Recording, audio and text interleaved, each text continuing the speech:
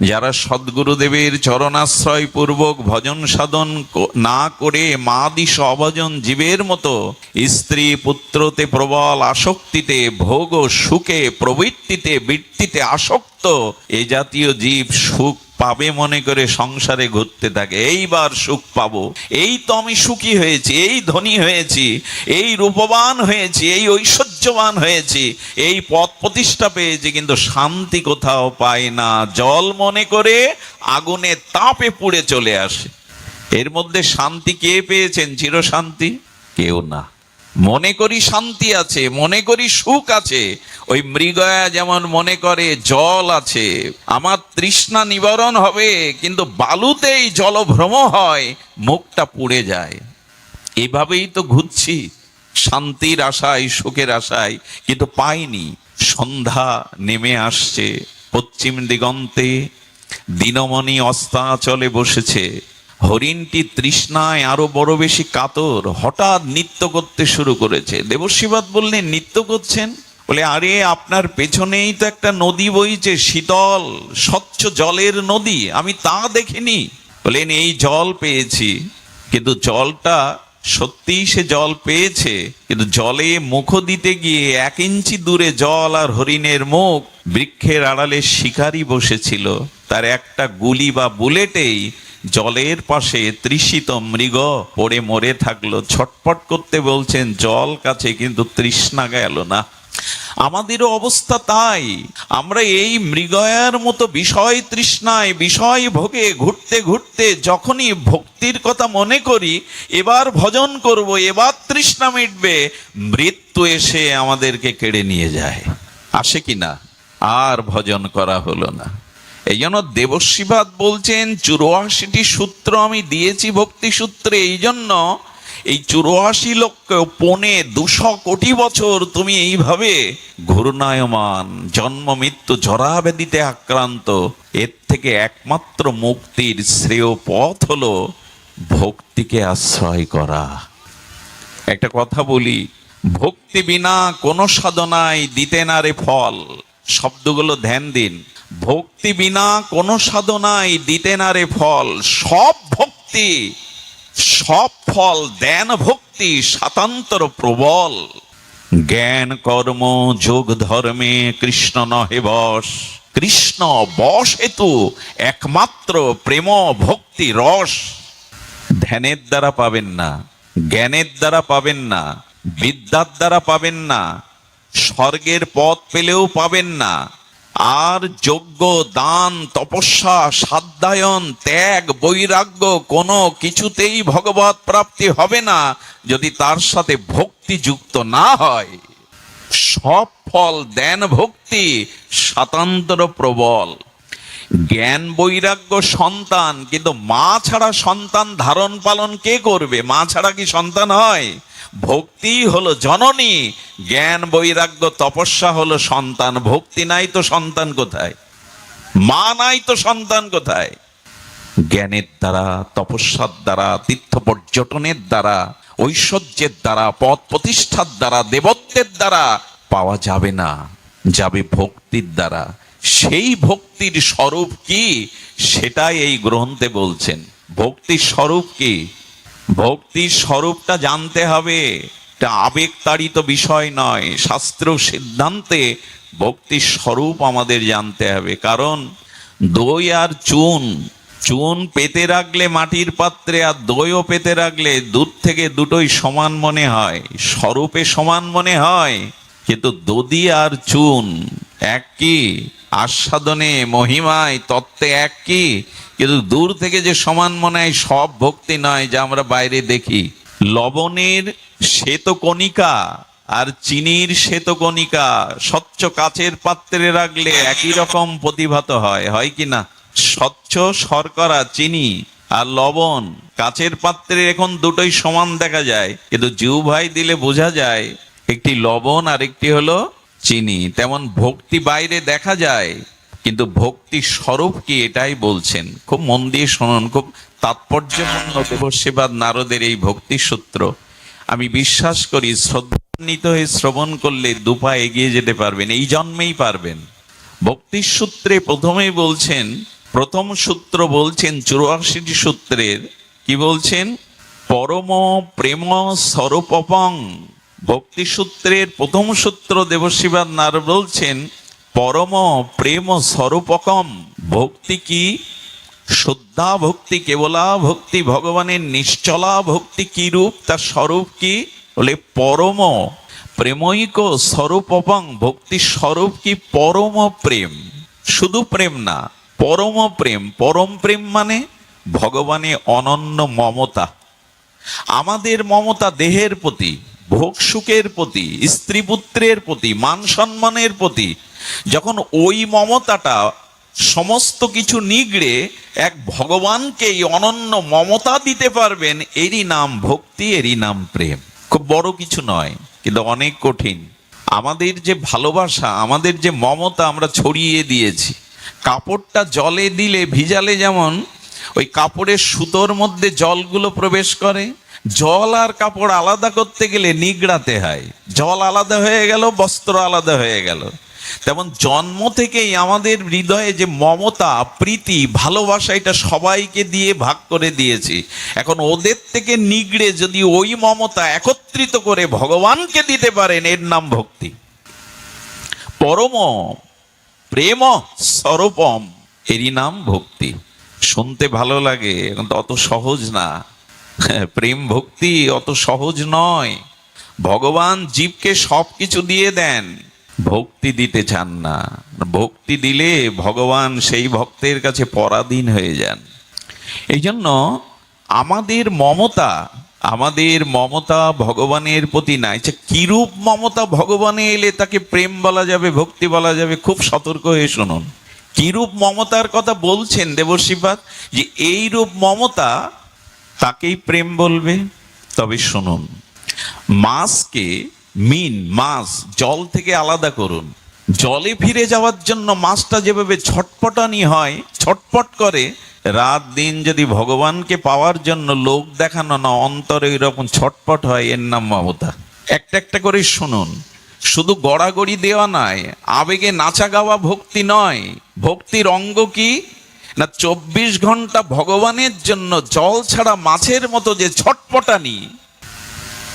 অনেক সাধনার পরে মা যদি কোলে সন্তান পায় আর লালন পালন করে যে 2-5 বছরের পরে ওই সন্তানটা হঠাৎ মারা যায়, কদিন ধরে ওই মায়ের যে ছটপটানি না, এরই নাম প্রেম। ওই রকম হলে তবে। আর কেমন? আর সাপের মাথায় মণি থাকে, আছে কিন্তু মিথ্যা নয়। সর্প মাথায় নাগরাজ মণি থাকে। ওই মণি হারিয়ে গেলে সাপটা, নাগিনী যেমন ছটপট করে, ভগবানের জন্য কারো হৃদয় যখন এরকম ছটপটনি হবে 24 ঘন্টা, এরই নাম ভক্তি। এটা মিলিয়ে নিত আমরা, আমাদের কি হয়? এরই নাম ভক্তি। দুটো বক্তব্য দেওয়াটাই ভক্তি না।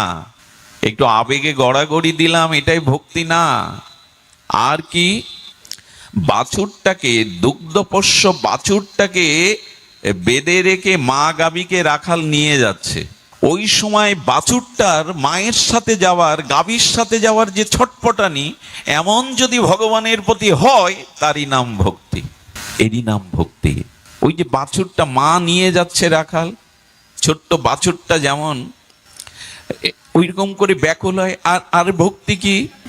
ওই যে বাসাতে ডিমে তা দিতে দিতে পাখিটা অনেক দিন ধরে তা দিতে দিতে ডিমটা ফেটে গেছে। ওর থেকে একটা শাবক, পাখির ডিম থেকে পাখির শাবক বেরিয়েছে।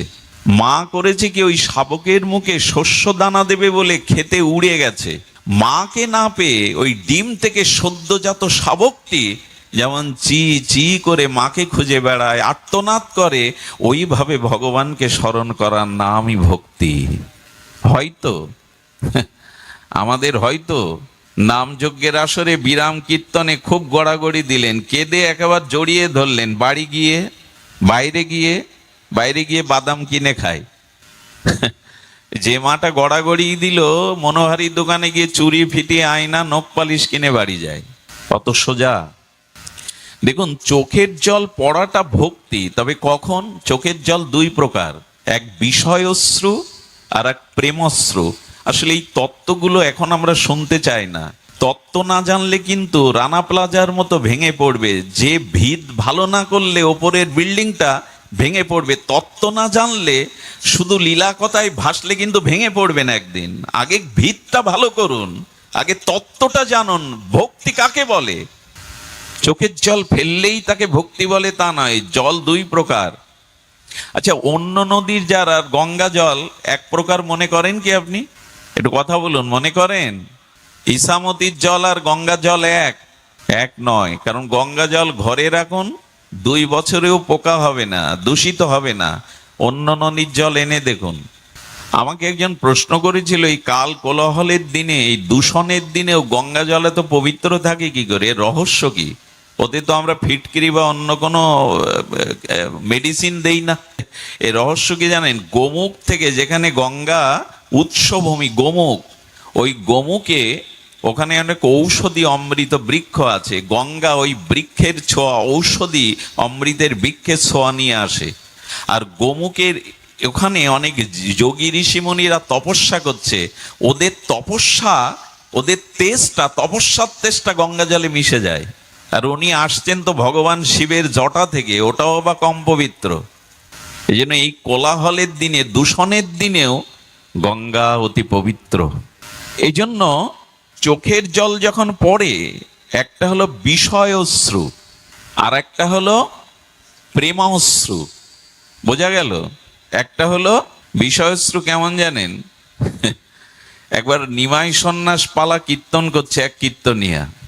এখন ওই কীর্তনিয়ারা খুব ভাবাবেশে নিমাই সন্ন্যাসটা বিরহের, ওই যে মাকে প্রণাম করছে আর বললেন, মা, পরের মাকে মা বলবো, আর তোমায় মা বলবো না। হে গর্ভধারিণী মা, আর তোমাকে সচি মা বলে ডাকবো না, পরের মাকে মা, এইসব বলছে। আর এক বুড়ি খুঁটি ধরিয়ে জোরে কাঁদছেন। তো বলেন, এই বুড়িটা এত কাঁদে কেন? কীর্তনিয়া এক সেবককে বলছে, ওই মার কাছে সন্ত, ওনার এত ভক্তি, এত কাঁদলেন উনি। বলেন, মা কাঁদছো কেন? বললো, আমার ছেলে আমাকে মা বলে ডাকে না, গলা ধাক্কা দিয়ে বের করেছে। এই কথা শুনে, লীলা শুনে, নিমাইয়ের মা ডাক শুনে আমার ওই কথা মনে পড়ে কাঁদছি আমি। এটা ভগবানের কান্না? রাধাকুণ্ডে একবার পাঠ হচ্ছে, বুঝলেন তো? পাঠটা তত্ত্বের উপরে, পাঠটা বিরহ রসের উপরে না, তত্ত্বের উপরে পাঠে তো কেউ কাঁদে না। এক বুড়ি দুলে দুলে কাঁদছে। গুরু মহারাজ বলছেন পাঠের শেষে ওই বুড়িকে ডাকতো, ও বুড়িমা, হচ্ছে তো তত্ত্বের পাঠ, এত কাঁদছো কেন তুমি শুরু থেকেই? কিছু মনে করবেন না, গুরু মহারাজ এই কথাটি বলেছিলেন। বুড়ি বলছে, আমার একটা ছাগল মারা গেছে তাই কাঁদছি। বলে, ছাগল মরার সাথে এখানে কান্নার সম্পর্ক কি? আসলে যিনি পাঠ করছিলেন তার মুখে ওই ছাগলের মতো কিছু দাড়ি ছিল, ছোট ছোট দাড়ি। ওই যখন নাড়াচ্ছেন পাঠ করতে করতে, ওর ওই সেই ছাগলের কথাই বারবার মনে পড়ছে। এই কান্নাকে কি বলবেন? এটা এটা প্রেমশ্রু নয়, এটা মায়ার অশ্রু। প্রেমশ্রুটা শীতল হয়, আর বিরহের অশ্রুটা তপ্ত হয়। এটা দেখবেন, বিরহ অশ্রুটা তপ্ত হয়। এই জন্য তত্ত্ব জানুন যে ভক্তি কাকে বলে। দেবর্ষিবাদ নারদের কথা শুনুন।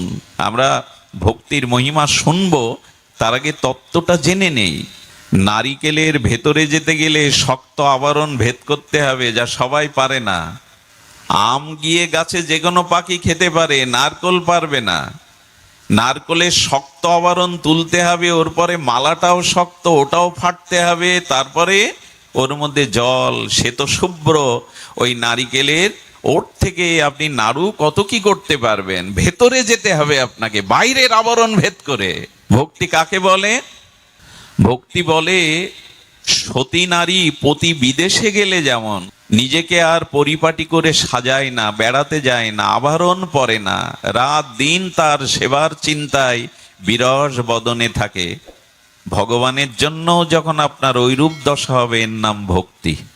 চাতক যেমন গঙ্গার জল, সরোবরের শীতল স্বচ্ছ জল পান করে না, মেঘ দেখলেই মেঘের দিকে চেয়ে থাকে কখন আকাশ থেকে বৃষ্টি নামবই, বৃষ্টির জল ছাড়া মরে গেলেও অন্য জল পান করবে না। ভগবানের স্মৃতি ছাড়া, ভগবানের নাম রূপ লীলা ছাড়া এই বিষয় রাজ্যে পান করে না, চাতকের মতো। এর নাম ভক্তি। আর কত বলা যায়? এইগুলোই ভক্তির লক্ষণ। যদি এমন হয়, শুনুন, এই ভক্তি পরম প্রেম রূপম, এই ভক্তি পরম প্রেম রূপম। দ্বিতীয় সূত্রে বলছেন ভক্তি অমৃত স্বরূপম। ধ্যান দিন, কোলাহল করবেন না, একটু ধ্যান দিয়ে শুনুন। ভক্তি কি বলেছেন? অমৃত স্বরূপম। ভক্তি কেমন? অমৃত স্বরূপ। তবে স্বর্গের অমৃত নয়, মোক্ষ অমৃত নয়, এই অমৃত আলাদা কিছু বৈশিষ্ট্য আছে। ভক্তি কি বললাম আমরা? দেবশ্রীপাদ নারদ বলছেন ভক্তি অমৃত স্বরূপম। অমৃত, এই অমৃত এমন অমৃত যে জগতে এটি যদি কেউ পান করে তার অন্য তৃষ্ণা থাকে না। দেহভোগের তৃষ্ণা, বিষয় তৃষ্ণা তার নিবারণ হয়ে যায়।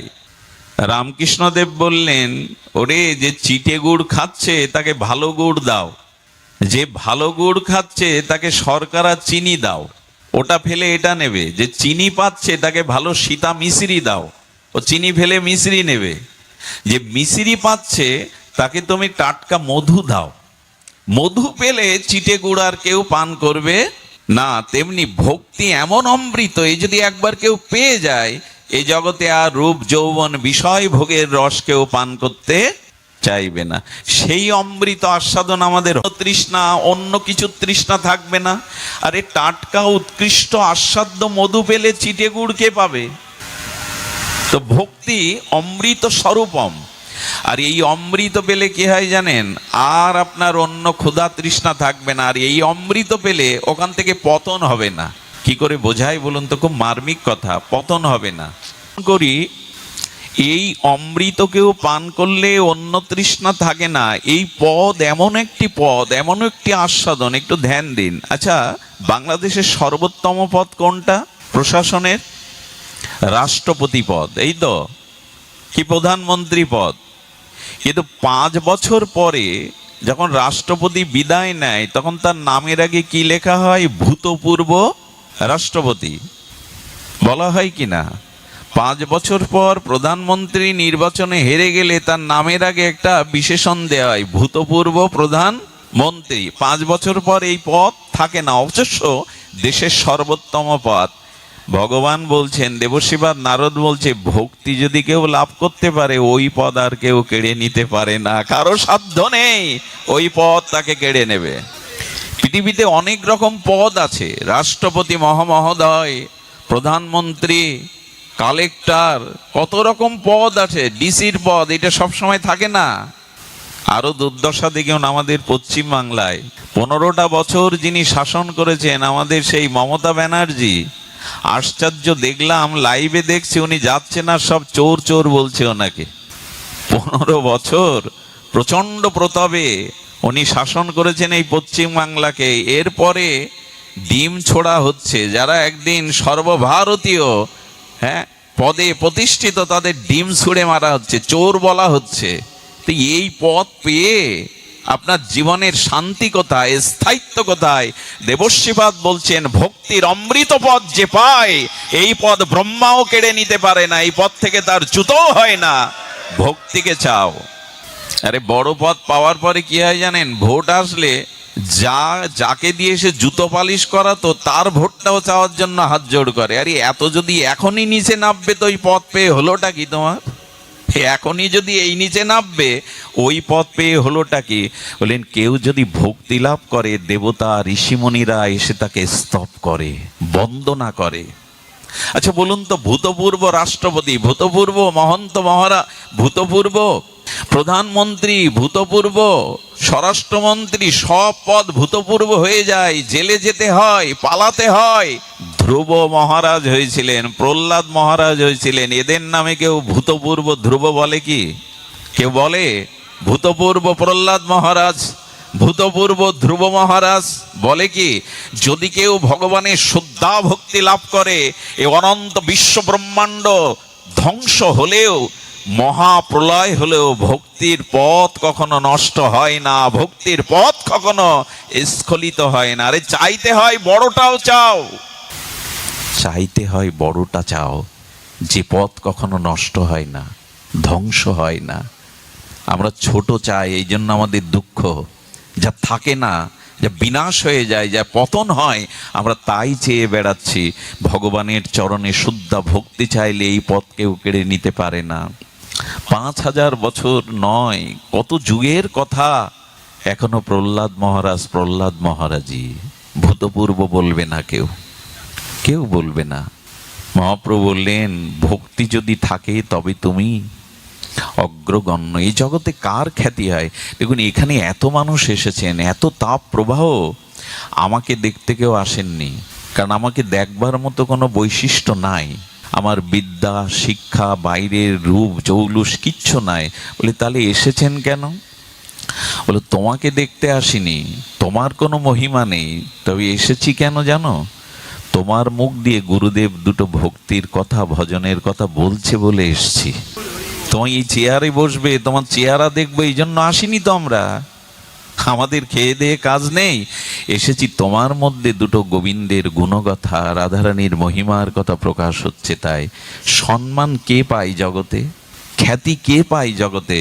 যদি ভক্তি লাভ করতে পারেন, ওই পথ কেড়ে নিতে পারবে না কেউ।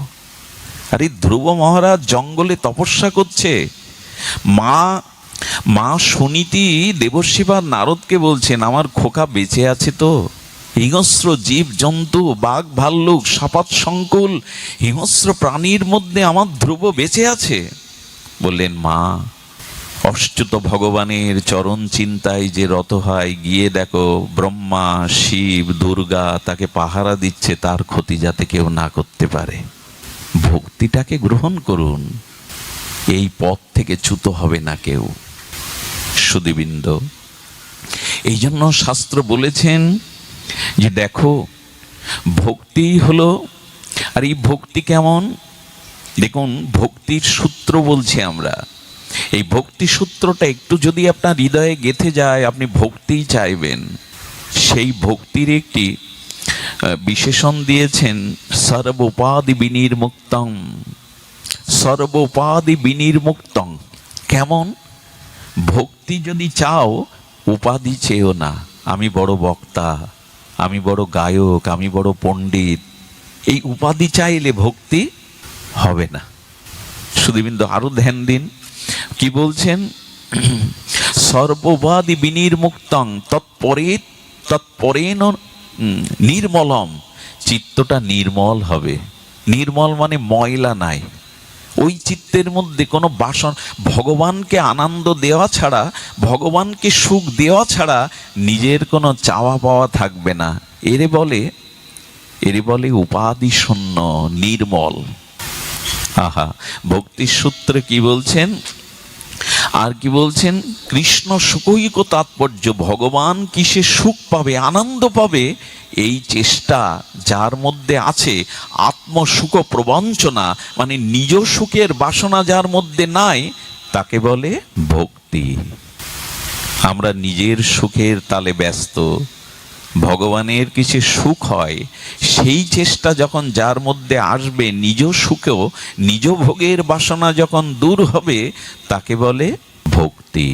সর্বোপাধি বিনির্মুক্তং তৎপরেন নির্মলম।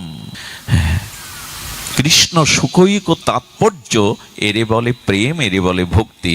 যদি ভগবানের সুখের জন্য সমস্ত আচ্ছা, আপনি এখানে বসেছেন, হরিকথা আপনার কানে গিয়ে কর্ণ রসায়নামৃত আনন্দ পাচ্ছেন হৃদয়ে। ভক্তি কাকে বলে জানেন? এই শ্রবণ করে যে আনন্দ পাচ্ছেন, সেটাও মনে মনে বলবেন, এই আনন্দটাও রাধারানী আমি তোমাকে দিয়ে দিলাম, আমি ভোগ করব না, এরই নাম ভক্তি। আমি বসে বসে শ্রবণ করে যে আনন্দ পাচ্ছি, এই আনন্দটা ভোগ না করে তোমায় দিয়ে দিলাম। অর্থাৎ নিজ সুখের বাসনা না রেখে ভগবানকেই সুখ তাৎপর্যে ভালোবাসার নাম হলো ভক্তি। এ আর আমাদের হয়েছে, তবে হওয়ার সম্ভাবনা আছে। মহাপ্রভু নিতাই চাঁদের কৃপায় এই যুগে ভক্তি সুলভ।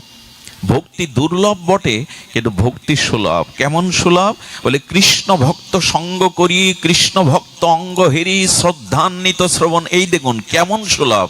ঠাকুর মশাই ছিল নরোত্তম ঠাকুর দাস মহাশয় বলছেন, এক কাজ করো, এই ভক্তি যদি পেতে চাও, তাহলে এক কাজ করো, কৃষ্ণ ভক্ত অঙ্গহেরি, শব্দগুলো নিশ্চয়ই ধ্যান দিয়ে শুনছেন, এত কষ্ট করে এসেছেন।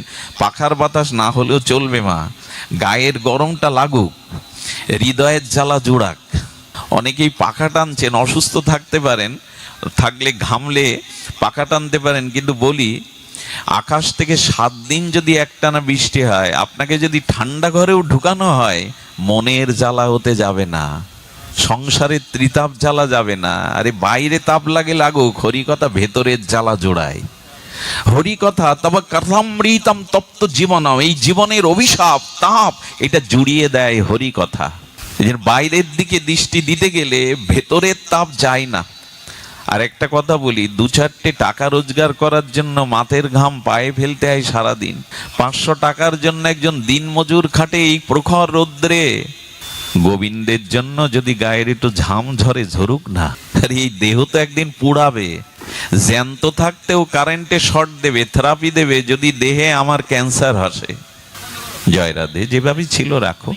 বলছেন এই জ্যান্ত দেহেই পুড়িয়ে দেবে, থেরাপি দিয়ে দেবে। আমি বলছি কি, বাইরের দেহ সুখের কথা ভুলে গিয়ে কি বলছে, কৃষ্ণ ভক্ত অঙ্গহেরি। একবার ধ্যান দিন, ভক্তের দিকে তাকিয়ে হরি কথা শুনতে হবে। বলো তাকাবো কেন, চোখ বুজে শুনলে হবে না? তোমরাও তো চোখ বুজে বলো শোনো। বলে না, মাঝে মাঝে তাকিও। তাকালে কি হয় জানেন, যিনি ভজন করেন, যার ভিতরে বিশুদ্ধ ভক্তি, নির্মল ভক্তি আছে, তার চোখের দিকে, অঙ্গের দিকে তাকালে ওই ভক্তি কণুকা রোগ বীজাণুর মতো সংক্রামিত হয়ে তোমার মধ্যেও প্রবেশ করবে। কৃষ্ণ ভক্ত অঙ্গহেরি। আহা, ভক্তির পথ বলছেন ঠাকুর মশাই। কৃষ্ণ ভক্ত হতে হবে, আমার মতো বিষয়ী না। যিনি প্রকৃত হৃদয়ে ভক্তি লালন পালন করেন, যার হৃদয় গঙ্গায় ভক্তি প্রবাহ তরঙ্গ বইছে, ভগবানের নাম রূপ লীলা স্মরণ বইছে, ওই জাতীয় ভক্তের অঙ্গকে হেললে, অর্থাৎ চোখে দেখলে ভক্তি সংক্রামিত, দেখাতেও ভক্তি হয়। আচ্ছা, কুদৃশ্য দেখলে মনের ভিতরে ওই কুদৃশ্যের প্রভাব পড়ে না? একটা কথা বলবেন, যন্ত্রে পত্রপত্রিকায় কুদৃশ্যগুলো দেখলে মনে প্রভাব পড়ে কি না? তা কুদৃশ্য যদি দেখলে মনে প্রভাব পড়ে, ভগবানের বিশুদ্ধ অনুরাগী প্রেমিক ভক্তের দিকে চাইলে মনে ভক্তির প্রভাব পড়বে না? চাইতে হবে। কৃষ্ণ ভক্ত অঙ্গহেরি। আর কি বলছেন, শুধু অঙ্গ হেললে হবে না, কৃষ্ণ ভক্ত সঙ্গ করি, তার সঙ্গ করতে হবে। সঙ্গ মানে আসক্তি, সঙ্গ করলে ওইটা সংক্রামিত হবেই। ছোটবেলায় দেখতাম একটা খাতার উপরে, শুভ্র সাদা কাগজের উপরে একটা 10 পয়সা দিয়ে, উপরে একটা 10 পয়সা দিয়ে ঘষা দিতাম। রং নেই, তুলি নেই, শিল্পী নই, তবু অঙ্কিত হয়ে যেত কিনা, যেত কিনা মনে পড়ে? অনেকেই করেছেন এটা। তো রং নেই, তুলি নেই, সাদা কাগজে পয়সার পরে পয়সা ওপর দিয়ে ঘষা দিলে যদি ওটা স্পষ্ট অঙ্কিত হয়ে যায়, কৃষ্ণভক্ত অঙ্গহেরি, কৃষ্ণভক্ত সঙ্গ করলে তার মনের ভক্তির জীবাণু সংক্রামিত হয়ে আপনার মধ্যেও প্রকাশ ঘটবে। সঙ্গ করুন। আর একথা বলি, যে যেমন যার সঙ্গ করে তার ভিতরে তেমন অনুভূতি, রঙ্গ, ভাব প্রকাশ হয়। এই জন্য সঙ্গের ব্যাপারে একটু সতর্ক থাকতে হবে। কৃষ্ণ ভক্ত সঙ্গ করি। আর কি বলছেন, ভক্তির পথ কি, কিভাবে ভক্তি পাবেন? শ্রদ্ধান্বিত শ্রবণ কীর্তন। এইবার কৃষ্ণ ভক্তর দিকে তাকালেন, কৃষ্ণ ভক্তের সঙ্গে বসলেন, এবার শ্রদ্ধান্বিত হয়ে ভগবানের গুণগাথা শ্রবণ করুন। দেখুন, এখানে এসেছে আমরা সবাই পাবো না। এই ভগবত ভক্তির আমাদের ভিতরে যে প্রীতি, অনুরাগ, নিষ্ঠা, রুচি আসবে না। বলেন শ্রদ্ধান্বিত শ্রবণ কীর্তন। তুমি শ্রবণ করতে এসছো, কিন্তু শ্রদ্ধান্বিত হয়ে শ্রবণ করছো তো?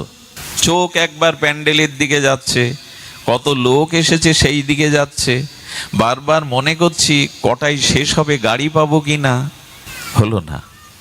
আসলে 24 ঘন্টা বৃষ্টি হয়েছে, কিন্তু উঠানে যে মাটির ঘরটা ছিল, ঘরটা তুলে দেখি ওর মধ্যে শুকনো। 24 ঘন্টা বৃষ্টি হলো, মাটির ঘট ভেতরে শুকনো কেন? বললো উপুড় হয়ে পড়েছিল। আমাদের ওইটার অভাব। অনেক জন্ম শোনা অভ্যাস না তো, ঘুম আসে, অলসতা আসে, গরম পায়, কষ্ট অনুভব হয়। শ্রদ্ধান্বিত শ্রবণ কীর্তন, যদি শ্রদ্ধাযুক্ত হয়ে শ্রবণ করতে পারো, পরীক্ষার জন্য, এই বক্তার কথা অনেক শুনেছি, দেখি তো কেমন বলে, এরকম পরীক্ষার জন্য নয়, শ্রদ্ধান্বিত হয়ে শ্রবণ করতে হবে। এইটার অভাব আমাদের। আর এই পুকুরে মাছ আছে, আপনিও ভালো মৎস্য শিকারী, আপনি ছিপ পেতেছেন, কিন্তু সারাদিনে মাছ খুদও দেয়নি, মাছ পাওয়া তো খুদও দেয়নি। তার কারণ কি জানেন? বড়শির আগায় চারটা দেননি। খুদ দেবে তো? মাছ ধরতে পারবেন তো? কোনো সুন্দরী রমণী, দেখতে খুব সুন্দর, বিশ্ব সুন্দরী, আবার সে অষ্টাদশী, 18 বছরের, আবার সে অলংকার পরেছে, কিন্তু অঙ্গে কোনো বস্ত্র নাই, তাকে সম্মান করবেন তো? ধিক্কার দেবে মানুষ। হোক সুন্দরী, হোক যুবতী, হোক শালঙ্করা, সোনার অলংকার পরা, তেমনি শাস্ত্রে বলছে শ্রদ্ধাই যদি না থাকে তো বস্ত্রহীন যুবতীর মতো, চারহীন বর্ষির মতো, আর কেমন জানেন? লবণহীন তরকারির মতো। এত কিছু রাঁধলেন, লবণটা দিলেন না, কর্তাবাবু খাবে তো? 14 গোষ্ঠী উদ্ধার করে দেয় একদিন লবণ না দিলে। এই যদি না দেয় মায়েরা বাবারা, তাদের উপর বকবেন না। তাড়াতাড়ি করতে গিয়ে আপনার সেবার জন্য দেয়নি, এদের গালি দিয়েন না, উঠে যেয়েন না। একটা বুদ্ধি শিখিয়ে দিই বাবাদের, কখনো যদি লবণ না দেয় বা অতিরিক্ত বেশি দেয়, ওই দিন হাসি মুখে সেবা পেয়ে বলবেন আজ খুব ভালো হয়েছে, উঠে যাবেন। কারণ ওইটাই তো পরে পাবে, সে পেতে গিয়ে তখন বলবে আশ্চর্য, এই মানুষটার এরকম পরিবর্তন কি করে হলো, আজ তো গালি দিল না, ভাবমা তুলল না। আসলে তার বিবেক ফিরে পরে তার ভুল কম হবে। ওই কারণে মাঝে মাঝে কিছু বলতে নাই, চুপ হয়ে ধৈর্য ধরতে, ওর ফল হয় ভালো। আচ্ছা, বাগান লাগালেন, ফল ও ফুলের বাগান লাগালেন, কত যত্ন করলেন, কিন্তু ফলও হয় না, ফুলও ধরে না, সেটি কি ফুলের বাগান? আগাছা ছাড়া কিছু বলবেন? তেমন শ্রদ্ধা যার নাই, তার এই যে ভাগবতে আসা, এই যে শ্রবণ কীর্তন করা, এটা হস্তি স্নানের ন্যায়। হাতি স্নান করে, বাবা করলি কেন স্নান? ধুলোগুলো ধুয়ে গেল, ও স্নান করে আগে ধুলায় গড়ায়, আর কাদামাক্ত কদ্দমাক্ত হয়ে। এই স্নানের মানেটা কি? আজ আমরা অনুষ্ঠান করছি, যাগযজ্ঞ করছি, কিন্তু শ্রদ্ধার অভাব। 24 ঘন্টা বৃষ্টি, ঘরের মধ্যে শুকনো, উপর হয়ে পড়েছিল। শ্রদ্ধা চাই, শ্রদ্ধান্বিত শ্রবণ কীর্তন। ঠাকুর মশার এই বাণী না, মহামন্ত্র। শ্রদ্ধা নিয়ে হরিকথা শ্রবণ কীর্তন করো, একদিনের হরিকথায় তোমার প্রেম প্রাপ্তি হয়ে যাবে, যদি বিশুদ্ধ শুদ্ধ ভক্তের মুখে ভাগবত শ্রবণ করতে। নাম লীলা গুণাদিনে নাং মুখনাং ভাষণাম কীর্তনাম। সেই শুদ্ধ ভক্তের মুখে হরিকথা কীর্তন। একটা জিনিস বলি, অবৈষ্ণবের মুখে, অশুদ্ধ ভক্তের মুখে হরিনাম হরিকথা ক্রিয়াশীল হতে কোটি জন্ম লেগে যাবে, হবে না। একজন বলছি কি, পাপী যদি আগুন জ্বালায় আর পুণ্যবান যদি আগুন জ্বালায়, দুটোই তো পুড়বে। তা আমি পাপী হতে পারি, আমার হরিকথা পাপী কি এরকম আগুন ক্রিয়া করবে না কেন? এরকম যুক্তি দেয় আবার অনেকেই। কথা বুঝতে পারছেন? আমি পাপী, আমি আগুন জ্বেলেছি, আপনি পুণ্যবান, আপনিও আগুন জ্বেলেছেন, আগুনের ধর্ম তো সমান। তা আমি আচরণ করি আর না করি, আমি বৈষ্ণব হই আর না হই, ভক্তি না, তো আমার হরিকথা তো হরিকথায়। এই যুক্তি খণ্ডন করবেন কি করে? আবার কি বলে জানেন, আমি পাপী হতে পারি, কিন্তু আমি যে দুধটা আপনাকে দিচ্ছি সেই দুধটা তো ভালো। বলে দুধ উৎকৃষ্ট বটে, কিন্তু আপনার অজান্তে ওই দুধে যদি বিষাক্ত সাপ এঁটো করে দেয়, ওই দুধ খেলে বলকারক হবে, পুষ্টিকারক হবে? যাদের ভিতরে সদাচার নাই, যাদের ভিতরে আচরণ নাই, শুদ্ধা ভক্তির অনুশীলন নাই, কোন জন্মের কোন ভাগ্যে মুখস্থ শক্তির দ্বারা শ্লোক মুখস্থ করে আমার মতো ঘন্টার পর ঘন্টা আপনাদের বসিয়ে মোহিত করে, বললেন না, তার মুখে হরিকথা শোনা আর বিষ উচ্ছিষ্ট দুগ্ধ পান করার সমান। আমি বলছি না, পদ্মপুরাণ বলছেন, অবৈষ্ণব মুখোদ গিরিনাং পুত হরিকথামৃতম শ্রবণাং নৈব কর্তব্যং যথা সর্পসৃষ্ট দুগ্ধ পয়। পদ্মপুরাণ বলছেন, সাপে উচ্ছিষ্টকারী দুগ্ধটা বলকারক হবে না, ক্ষতিকারক হবে ওটা যদি পান করো। নেই, সনাতন হিন্দু যুবক হয়ে মোবাইল আর হাস্যের কথা বলছে। এই হলো দশা। সুধীজন, এসব দেখলে কষ্ট হয়। 9 বছর থেকে, ছোটবেলা থেকে এই দৌড়াতে দৌড়াতে নিজের অস্তিত্ব সংকটে। ডাক্তার বলে আপনাকে 8 ঘন্টা ঘুমাতে হবে, বাঁচবেন না আপনি। এই ছুটে চলা রাত দিন, তারপরেও দেখি এই ধর্মের মানুষ হয়েও যখন অন্তত হরি কথা, এখানে পরিবেশটা দেখুন, কিন্তু রং চঙের কিছু নাই। এখানে বসেই মোবাইল ঘুরছি, ওইটাই পার করবে, ওটাই আমাকে উদ্ধার করবে। কৃষ্ণ তো শয়নের সময় বাঁশি বুকে রাখতো, আমরা ওটা এখন বুকের মধ্যে রাখি ঘুমাবার সময়, ওটা ছাড়তে পারি না। সুধীজন, ভক্তির কথা বলছিলাম, কিন্তু সেই ভক্তির কথা বলতে গিয়ে সূত্রটা বললাম পাবেন কি করে? শুদ্ধ ভক্তের মুখে হরিকথা হরিনাম শুনতে হবে। যারা নাম যজ্ঞ করেন বা যারা হরিনাম কীর্তন প্রচার করেন নাম যজ্ঞে, অনুরোধ করব, যদি বলেন পায়ে ধরতে ধরবো গলা কাপড় দিয়ে, একটু শুদ্ধ আচরণশীল হন, নাহলে আপনাদের এই নাম কাজ করবে না, এই নাম ক্রিয়া করবে না। সুর ভালো লাগবে, বাঁশি বেহালা সুর ভালো লাগবে, ওই 2 ঘন্টা গেয়ে নেচে গাইয়ে ভালো লাগবে, ভক্তি হবে না যদি আপনারা নিজেরা আচরণশীল না হন। আশ্চর্য হতে হয়, কিছু মনে করবেন, অনেক মায়েদের দেখি নাম কীর্তনের দলে হাত ভর্তি নখ। যাদের হাতে নখ আছে বলা হয় রাক্ষসী সভ্যতা, রাক্ষসদের এইগুলো থাকে, ভক্তদের থাকে না। এই নখের একটা অংশের ভাগ যদি কোনো জলে পড়ে, ওই জল ভগবত সেবার অনুপযোগী। নখ হলো বিষাক্ত বস্তু। একটা শুকনো ঘার ওপরে আপনি নখের আঁচড় দেবেন, ওইটা ঘা কেটে বেরোবে। নখ যার আছে, কোনো না কোনো দিন কোনো হিংসা তার দ্বারা, ওই নখের দ্বারা হবেই হবে। কারণ শৃগাল, কুকুর, বিড়াল যারা অন্য প্রাণীকে শিকার করে ছিঁড়ে খায়, এদের দেখবেন সুসালো নখ থাকে, গাভীর থাকে না, ঘোড়ার থাকে না। ঈশ্বর সৃষ্টি বুঝেছে। নখ হাতে নখে পালিশ দিয়ে উঠে বলে তোমার আপত্তি কোথায়, একটু দেখাই তো ভালো। বলে ভালো দেখাবার জন্য না, ওইটা বৈদিক সংস্কৃতি না। কাকে বোঝাবেন? আর আমরাও কমিটিরা খুব ভালো বুঝি, যজ্ঞ দিতেই হবে। তো যজ্ঞ দিয়ে আমি পাঠে একবার বলেছি, এক জায়গায় 64 বছরের যজ্ঞে পাঠ করতে গেছে আমি অধিবাসে। 64 বছর ধরে যজ্ঞ হচ্ছে যশোরের এক জায়গায়। আমারই বলছেন কি আপনাকে একটু সেবা নিতে হবে বাবা পাঠের পরে। আমি বললাম কোথায় নেব? এই গ্রামে প্রসাদ ভোজীকে। বললো প্রসাদ ভোজী কেউ নেই, একজন নিরামিষ খায়। নিরামিষ কোনো বিষয় না, ওটাকে সাত্ত্বিক বলতে হবে। নিরামিষ কোনো শব্দ নাই, ওটাকে বলতে হবে সাত্ত্বিক খাদ্য, প্রসাদ না, ভগবানকে দিয়ে পায় না। বলুন 64 বছর যজ্ঞ করলেন, অথচ এই গ্রামে কাউকে জাগাতে পারলেন না যে ভগবানকে দিয়ে একটু প্রসাদ পাবে। 64 বছরের যজ্ঞ। দয়া করে যথার্থ পথে ফিরে আসুন, এগুলো করুন। নামযজ্ঞই কলিযুগের যুগ ধর্ম। তবে সৎ আচরণশীল যারা, তাদের দ্বারা না হলে ফলের ফল কিচ্ছু হবে না। এই জন্য শুদ্ধভাবে করুন, যেটুকু করুন শুদ্ধভাবে করুন। দেখুন, শুদ্ধ সাধুসঙ্গ ছাড়াও হরিনাম হরিকথা ফলবতী হতে বিলম্ব হয় না এক প্রকার। কেমন জানেন? সাধু সঙ্গ ছাড়া দেবতাও আপনাকে রক্ষা করতে পারবে না। এই কথাটি হৃদয়ে লিখে নিন, দেবতাও আপনাকে রক্ষা করতে পারবে না। একটা দৃষ্টান্ত নিন ভাগবতের। নহুষ, কি নাম বললাম? নহুষ। উনি একবার দেবরাজ ইন্দ্রের পদ পেয়েছিলেন। দেবরাজ ইন্দ্র মানে স্বর্গের অধিপতি যিনি, ওই পদ পেয়েছিলেন। ওই পদ পেয়ে দেবরাজ ইন্দ্রের পত্নী শচীর দিকে কুদৃষ্টি দিয়ে বলেছিলেন তুমি আমার হও। দেবতার আসন পেয়েও শচীর মতো সতীর দিকে কুদৃষ্টি গেল, আর সেই ঋষির অভিশাপে অজগর সাপ হয়ে পৃথিবীতে আসতে হলো। রক্ষা পেল দেবতা হয়েও? সাধু সঙ্গ না হলে আপনি দেবতার পথ পেলেও স্খলন হবে আপনার।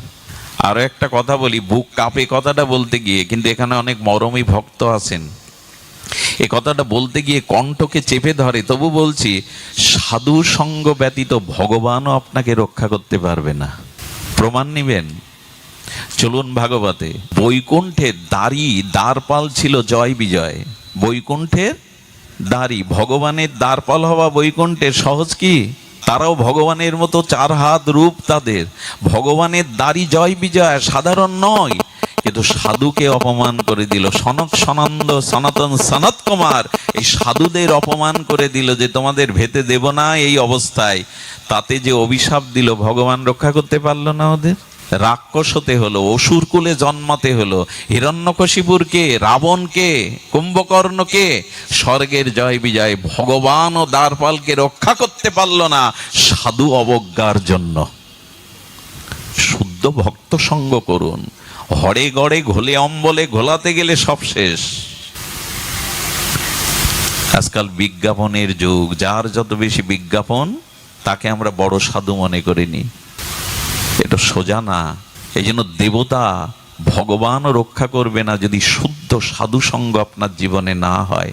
একটাও প্রমাণ দেখাতে পারবেন না ভক্ত সঙ্গ করে কারো পতন হয়েছে।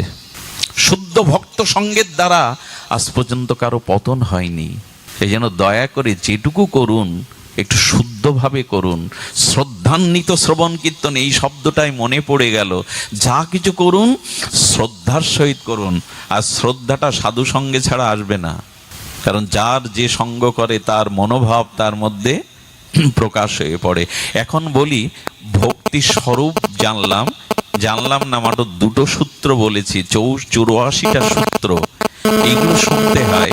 আমি ভক্তির এইবার আগে বললাম স্বরূপ, এবার ভক্তির লক্ষণ বলি। বেশিক্ষণ সময় নেব না, আপনারা অনেক দূর দূরান্ত থেকে আর এখানে তাপ প্রবাহে কষ্ট পাচ্ছেন, তবু বলি ভক্তির স্বরূপ বললাম, ভক্তির লক্ষণ শুনুন, এটা আপনাদের একটু ভালো লাগবে। আমি তো শুষ্ক, আমার ভিতরে দর্শন বা তত্ত্ব নাই, সরসতা নাই, এই জন্য আপনাদের কষ্ট দিলাম। তবে আসুন এবার সরসে ফিরে আসি, কারণ মেঘ দেখেছি, এবার বৃষ্টি হলেই তো তাপ যাবে, কৃষক আনন্দ পাবে, মৃতবৃক্ষ সজীব হবে, প্রাণীকুল আনন্দ পাবে, কৃষকের মুখে হাসি ফুটবে। তবে এখন নয়, বর্ষাকালেই বৃষ্টি হলে এটা হয়।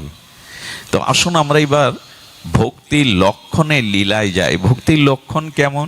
যার ভিতরে ভক্তি এসছে তার লক্ষণ শুনুন। তার লক্ষণ হলো তিনি কি চাইবেন। মাধব ভক্তমাল চরিত্রে মাধব এই ভক্তের চরিত্র শুনুন। ইনি কি করতেন জানেন? ভগবানের প্রসাদ ছাড়া অন্য কিছু পেতেন না। উনি রণস্বর বলে রানস্বর বিগ্রহ আছে। এই রণস্বর বিগ্রহ এমন জাগ্রত, প্রতিদিন 56 ব্যঞ্জন দিতে হতো। খুব ধ্যান দিন, 56 ব্যঞ্জন ভগবানকে দিতে হতো, উনি পুরোটাই সেবা নিতেন। বলে তাহলে অন্যরা কি নিত যে সেবা লাগাতো সেবক? বলে সে আবার রন্ধন করে ওই ভগবানের উচ্ছিষ্ট যা অল্প পড়ে থাকতো ওতে দিয়ে তাই পেতেন। 56 ভোগ প্রতিদিন পেতেন রণস্বর বিগ্রহ। ওইখানে একদিন ভক্ত মাধব উপস্থিত হয়েছেন, আর উনি তো প্রসাদ ছাড়া পান না। গোবিন্দকে 56 ভোগ, রণস্বর বিগ্রহকে 56 ভোগ লাগানো হয়েছে। শুনুন ভক্তির কি গরিমা, ভক্তির কি মহিমা, ভক্তির কি লক্ষণ। ভগবান চিন্তা করছে আজ মাধব আমার দুয়ারে, আমি পাওয়ার পরে ওই পূজারি সেবক ও তো রান্না করে এই একটু মিশিয়ে দেবে, ওই প্রসাদ তো পাবে না, ও তো আমার প্রসাদ পাবে। কিন্তু আমার লক্ষণ হলো 56 ব্যঞ্জন আমি নিজে পাই। ভগবান পেতে পেতে 5টা ভোগের পাত্র আঁচলে লুকিয়ে রেখেছে। দেখুন ভক্তি ভগবানকে কতটা বিবশ করে। ভগবান বললেন আমি ভক্তের পেছনে ছুটি। এই দেখুন তার দৃষ্টান্ত, ভক্তির বশ কিভাবে ভগবান 5টা আঁচলের তলে লুকিয়ে রেখেছেন। সেবার পাত্র তুলতে গিয়ে দেখে 5টা নাই, সেবক দেখছে 5টা নাই। ভগবানের সাথে এরা কথা বলেন, সাক্ষাৎ বিগ্রহ প্রসাদ চেয়ে খায়, মদন গোপালের মতো, মদন মোহনের মতো। সনাতন গোস্বামী গিয়ে বলছে, ও সনাতন, একটু শাক দিয়েছ বৃন্দাবনে, লবণ দাওনি, তা পাবো কি করে? সনাতন গোস্বামী বলছেন আজ লবণ চাইবে, কাল ঘি চাইবে, ওই করার জন্য সব ছেড়ে বৃন্দাবনে ভজন করছি। ওর মুখের স্বাদ, জিহ্বার স্বাদ এখানে বড় লোকের বাড়ি যাও, ওইখানে সব দেবে, আমার কাছে এটাই পেতে হবে তোমায়। এরা ভগবানের সাথে এদের অভিন্নতা, এই ভক্তির স্তর এইখানে। তখন পূজারি বলছে 5টা পাত্র কি হলো? এখানে তো কেউ ঢোকেনি, দরজা বন্ধ করা। এখন ওই প্রসাদের থালিগুলো বাইরে এনে নিজে রান্না করছে, দেখে মাধব দুয়ারে দাঁড়িয়ে। গোবিন্দকে গিয়ে বলছে, প্রভু মাধব তো তোমার প্রসাদ ছাড়া এক কণাও পাবে না, আজকে কি করব, দুয়ারে মাধব দাঁড়িয়ে। রণছোড় ভগবান বলে বসলেন, ওরে আমি সব জানি, যে 5টা পাত্র তুই খুঁজছিস